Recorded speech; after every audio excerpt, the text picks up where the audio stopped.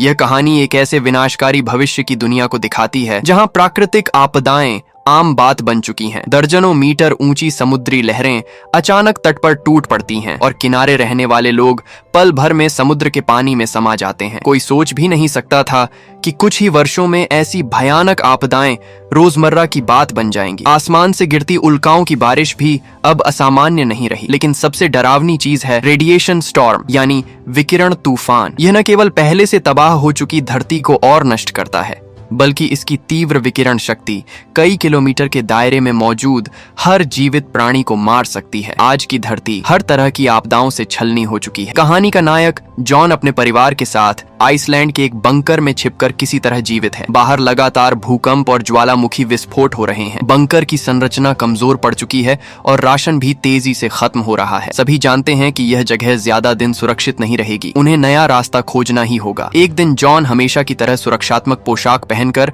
सामान की तलाश में बाहर जाता है। समुद्र किनारे उसे कुछ लाइफ बोट तैरती दिखाई देती हैं और थोड़ी दूरी पर एक जर्जर विध्वंसक युद्धपोत भी नजर आता है। वह उत्साहित होकर जहाज में घुसता है, लेकिन अंदर सिर्फ कुछ जली हुई लाशें मिलती हैं, कोई जीवित नहीं। वह वहां से जरूरी सामान इकट्ठा करता है। एक डायरी में उसे एक बैंगनी फूल का नमूना मिलता है जो इस उजड़े संसार में लगभग विलुप्त हो चुका है। जैसे ही वह उसे जेब में रखता है, उसके साथी की चेतावनी सुनाई देती है। रेडिएशन तूफान आने वाला है। अचानक आसमान काला पड़ जाता है।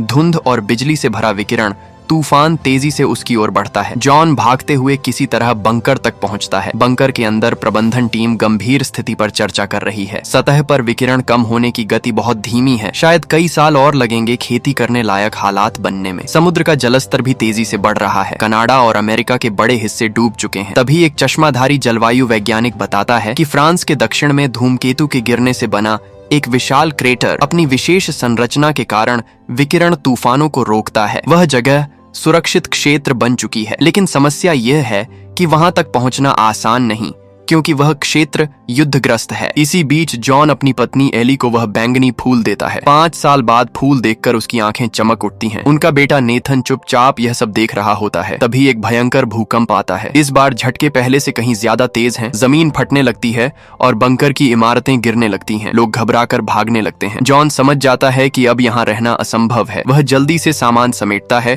और परिवार के साथ निकल पड़ता है। मुख्य द्वार पर भीड़ जमा है, इसलिए वह एक गुप्त रास्ते से बाहर निकलता है। बाहर आकर वे देखते हैं कि एक और शक्तिशाली भूकंप आया है। अब पूरा द्वीप असुरक्षित हो चुका है। जॉन को याद आता है कि समुद्र किनारे लाइफ बोट है। शायद वही उनकी आखिरी उम्मीद है। बहुत से लोग उसी दिशा में भाग रहे हैं, कुछ तो बिना सुरक्षात्मक उपकरण के ही। पहली नाव लोगों से भर चुकी है, फिर भी लोग चढ़ने की कोशिश कर रहे हैं। जॉन अपने परिवार के साथ दूसरी नाव तक पहुंचता है और किसी तरह अंदर जगह बना लेता है। एक सैनिक जैसी वर्दी पहने व्यक्ति दरवाजा बंद करने का आदेश देता है, वरना नाव डूब सकती है। जो लोग पीछे रह जाते हैं वे मजबूरी में किनारे खड़े रह जाते हैं। तभी अचानक कई दर्जन मीटर ऊंची सुनामी की लहर उठती है और तट पर मौजूद लोगों को बहा ले जाती है। छोटी सी लाइफ बोट समुद्र में पत्ते की तरह डगमगाती है, लेकिन उसकी मजबूत संरचना के कारण वह टूटती नहीं। किसी तरह वे इस आपदा से बच जाते हैं। जॉन हवा की गुणवत्ता जांचता है और पाता है कि समुद्र के ऊपर की हवा साफ है। सब लोग अपने मास्क हटाकर ताजी हवा में सांस लेते हैं, लेकिन उनके चेहरों पर चिंता साफ झलकती है। उनका घर अब खत्म हो चुका है। आगे का रास्ता अनिश्चित है। एली को बैठक में हुई चर्चा याद आती है। पहले इंग्लैंड में उतरना होगा,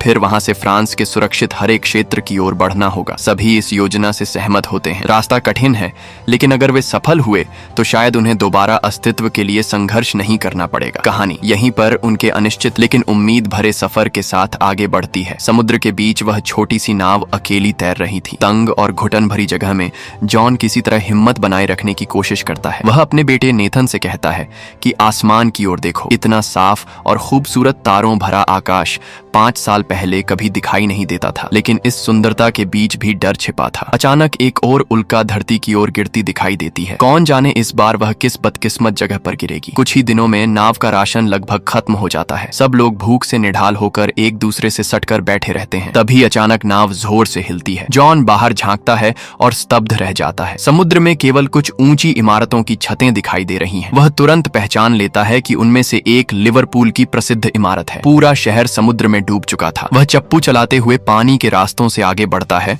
और आखिरकार एक ऊंचे स्थान पर किनारा करता है। वे इंग्लैंड पहुंच चुके हैं। अब उन्हें पैदल फ्रांस की ओर जाना होगा। जॉन सुझाव देता है कि पहले कुछ सामान जुटा लिया जाए। वह अपना रेडिएशन डिटेक्टर निकालता है। यहाँ विकिरण स्तर मुश्किल से सुरक्षित सीमा में है। उन्हें जल्द से जल्द किसी इमारत के अंदर शरण लेनी होगी। तभी नेथन दूर कुछ जीवित लोगों को देखता है। वे उनके पीछे पीछे चलते हुए एक बस्ती तक पहुंचते हैं जहां बचे हुए लोग रहते हैं। लंबे समय से विकिरण झेलने के कारण कई लोगों की त्वचा खराब हो चुकी है। सामने एक बड़ी दीवार बनी है और हथियारबंद सैनिक किसी को अंदर नहीं जाने दे रहे। अधिकारी साफ कहता है कि बिना पास के कोई भी शरण स्थल में प्रवेश नहीं कर सकता। बाहर भीड़ बढ़ती जाती है और माहौल तनावपूर्ण हो जाता है। हालात बिगड़ते देख अधिकारी गोली चला देता है और आगे खड़े कुछ लोगों को गिरा देता है। तभी लोग आसमान की ओर देखते हैं। एक विशाल रेडिएशन तूफान उनकी ओर बढ़ रहा है। भगदड़ मच जाती है। जॉन अपनी पत्नी एली और बेटे को लेकर भागता है। तभी एक गाड़ी आती दिखती है। वह ड्राइवर से विनती करता है। ड्राइवर अपनी घड़ी की ओर इशारा करता है जैसे उसे भुगतान में वह चाहिए। जॉन बिना सोचे मान जाता है। इस समय जान ज्यादा कीमती है। गाड़ी में बैठे लोग भी फ्रांस के ग्रीन सेफ जोन की ओर जा रहे होते हैं। रास्ते में ड्राइवर गाड़ी रोकता है ताकि लोग थोड़ी देर आराम कर लें। जॉन अपने बेटे के साथ झाड़ियों में जाता है। तभी उसे जमीन में हल्का कंपन महसूस होता है। आसमान में आग उगलती उल्काएं गिरने लगती है। सब लोग पेड़ों को पकड़कर धमाके सहते हैं। सौभाग्य से वे सीधे प्रभाव क्षेत्र में नहीं होते, लेकिन ड्राइवर जब गाड़ी हटाने की कोशिश करता है तभी एक उल्का सीधे गाड़ी पर गिरती है। विस्फोट के बाद हवा में जलने की तीखी गंध फैल जाती है। जॉन बचे हुए सामान इकट्ठा करता है और समूह को लेकर लंदन की ओर बढ़ता है। संयोग से एली की मां लंदन के बाहरी इलाके में रहती हैं और अभी जीवित हैं। उनका वृद्धाश्रम स्वतंत्र एयर प्यूरिफिकेशन सिस्टम से लैस है। अगर ईंधन मिलता रहे तो वे वहां सुरक्षित रह सकते हैं। दादी अपनी बेटी और नाती को देखकर बेहद खुश होती हैं। वे एक शांत रात बिताते हैं, लेकिन आधी रात एली को खांसी की आवाज सुनाई देती है। वह बाथरूम में जाती है और देखती है कि जॉन की नाक से खून बह रहा है। दबाव डालने पर जॉन सच्चाई बताता है। सालों तक बाहर जाकर सामान लाने के कारण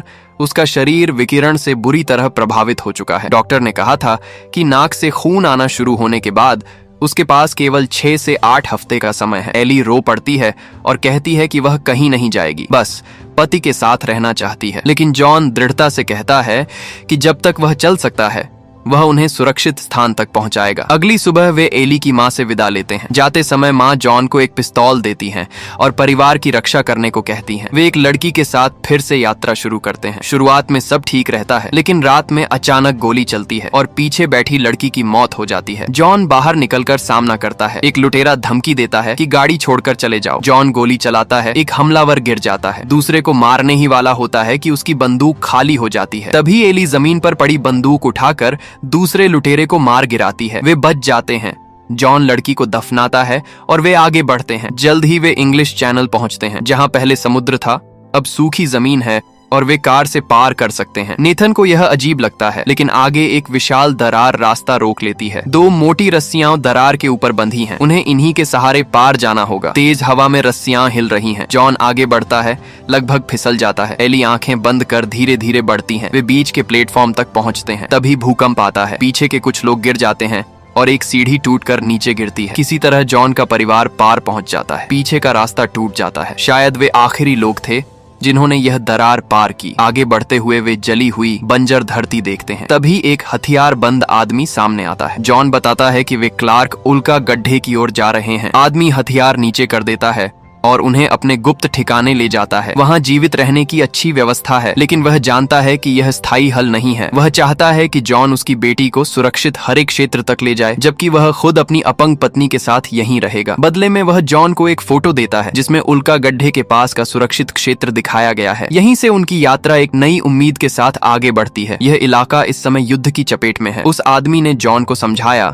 कि अगर वे स्थानीय सैन्य अधिकारी को वह फोटो दिखा देंगे तो उसका दोस्त जॉन और उसके परिवार को युद्धग्रस्त क्षेत्र से सुरक्षित निकालने में मदद करेगा। अगली सुबह उस व्यक्ति और उसकी अपंग पत्नी की विदाई भरी निगाहों के बीच जॉन गाड़ी स्टार्ट करता है और सब लोग आगे की यात्रा पर निकल पड़ते हैं। लेकिन अब जॉन की खांसी पहले से ज्यादा गंभीर हो चुकी है। एली की आंखों में चिंता साफ झलकती है। वह रुककर थोड़ा आराम करने की सलाह देती है। सब लोग कुछ देर घास पर बैठकर हल्की फुल्की बातें करते हैं, जैसे थोड़ी देर के लिए इस भयावह दुनिया को भूल जाना चाहते हो। तभी दूर से हथियारबंद सैनिकों का एक दल आता दिखाई देता है। साथ चल रही लड़की तुरंत अपने पिता की पहचान बताती है और कहती है कि उसके पिता यहाँ के अधिकारी के घनिष्ठ मित्र हैं। यह सुनकर जवान सैनिक का रवैया थोड़ा नरम हो जाता है। वह उन्हें चेतावनी देता है कि आगे बढ़ना बेहद खतरनाक है, आगे पूरा युद्ध क्षेत्र है और हर रास्ता बारूदी सुरंगों से भरा हुआ है। उसी रात वह युवा सैनिक खुद उन्हें एक गुप्त रास्ते से ले जाता है। यह रास्ता उल्का गड्ढे तक जाने का जरूरी मार्ग है, लेकिन यहाँ दिन रात गोलाबारी होती रहती है। गोलियों की बौछार के बीच भागते हुए सैनिक हांफते हुए जॉन से कहता है कि आगे बढ़ने पर उन्हें टेंटों का एक शिविर दिखेगा जहाँ फोटो वाला अधिकारी तैनात था। जॉन उसका धन्यवाद करता है